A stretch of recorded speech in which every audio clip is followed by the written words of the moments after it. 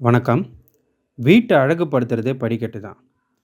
வீடு கட்டும்போது அதிகமா தப்பு ஏற்படுறதும் படிக்கட்டு தான். படிக்கட்டு நெறைய டிஃபரெண்ட் மெட்டீரியல் யூஸ் பண்ணி கன்ஸ்ட்ரக்ட் பண்ணுவாங்க. ஆர்சிசி அதாவது கான்கிரீட். கான்கிரீட் யூஸ் பண்ணி படிக்கட்டு பண்ணுவாங்க. பிரிக் யூஸ் பண்ணி பண்ணுவாங்க. ஸ்டீல்ஸு, அப்புறம் வுட்டு. ஸோ இந்த மாரி நெறைய மெட்டீரியல் யூஸ் பண்ணி கன்ஸ்ட்ரக்ட் பண்ணுவாங்க. நம்ப இங்க பார்க்க போறது பிரிக் யூஸ் பண்ணி பண்ற கன்ஸ்ட்ரக்ஷன தான் நம்ம இங்க பார்க்க போறோம். இந்த ஸ்டேர்கேஸில மேஜரா வர டீட்டெயில் மட்டும் நம்ம பார்ப்போம்.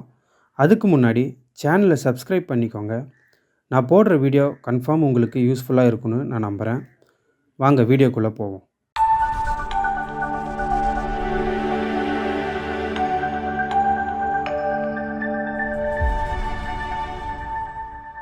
முதல்ல படிக்கட்டு கான்கிரீட் அண்ட் சென்ட்ரிங் ஒர்க் பண்ணுறதுக்கு முன்னாடி இப்படி வாலில் மார்க் பண்ணிக்கணும். அப்போ தான் நமக்கு படிக்கட்டு கரெக்டாக வருதா அப்படின்றது தெரியும். சென்ட்ரிங் அடிக்கும்போது நம்ம கரெக்டாக பாட்டம் செட் பண்ணி அடிக்கலாம். இப்படி வாலில் மார்க் பண்ணி நம்ம பண்ணும்போது நமக்கு படி எந்த மிஸ்டேக்கும் இல்லாமல் வரும். மோஸ்ட்லி ஸ்டேர்கேஸ் ராட் வந்து 12/10 mm யூஸ் பண்ணுவாங்க. டிசைனை பொறுத்து ராட் திக்னஸ் கொஞ்சம் சேஞ்ச் ஆகலாம். ஸ்லோப்போட கான்கிரீட் திக்னஸ் வந்து 4 to 5 inches இருக்கணும். படிக்கட்டு ஏறும்போது இறங்கும்போதும் நமக்கு கால் வலிக்கக்கூடாது.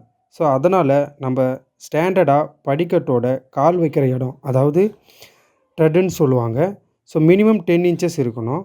ஒரு படிக்கட்டு மற்றொரு படிக்கட்டுக்கும் இருக்கிற இடத்த ரைசர்னு சொல்லுவாங்க. அதாவது இந்த ஃபோட்டோ பார்த்தா உங்களுக்கு புரியும். ஸோ அதோட திக்னஸ் பார்த்தீங்கன்னா உங்களுக்கு 6 inches இருக்கணும்.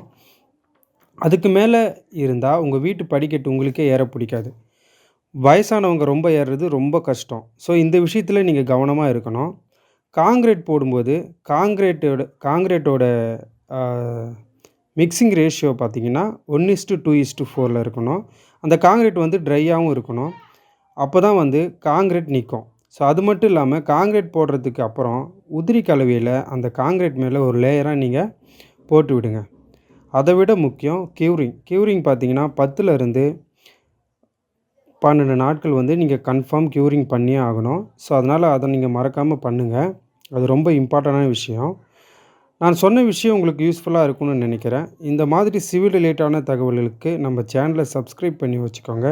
நான் உங்கள் ராஜேஷ் ஃப்ரம் Z+ கன்ஸ்ட்ரக்ஷன்ஸ்.